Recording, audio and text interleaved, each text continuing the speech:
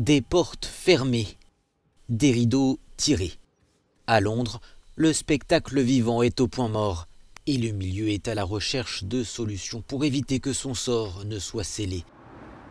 Les théâtres génèrent d'ordinaire chaque année des sommes astronomiques pour l'économie britannique, mais le coronavirus les a plongés dans le noir, une crise dont il sera difficile de se remettre.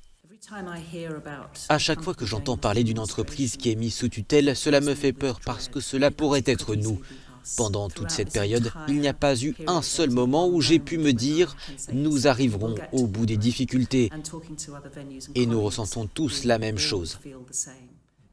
Pour l'actrice Séverine Vasselin, ce fut 72 jours d'angoisse, une période d'inactivité et d'incertitude qui la pousse à envisager son avenir de manière radicalement différente.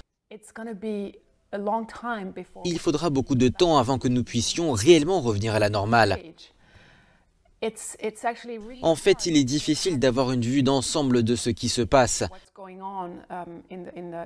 Mais l'impact est énorme et nous ne pouvons pas travailler. Les petits théâtres ne sont pas les seuls à connaître des difficultés. Désormais, certaines des plus grandes institutions du pays disent être très vulnérables et risquent même de fermer. Et ces grands théâtres emploient chacun des centaines de personnes. Le Globe Theatre, réplique du théâtre en plein air de Shakespeare à Londres, risquerait même de fermer sans un vaste plan d'urgence du gouvernement britannique. Au National Theatre, c'est près d'un tiers des salariés qui risquent d'être licenciés.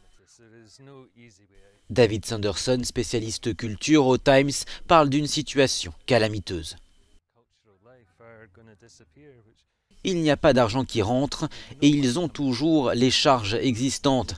Le danger, au fur et à mesure que le programme de soutien du gouvernement s'épuise, c'est que de nombreux centres névralgiques de la culture britannique fassent faillite.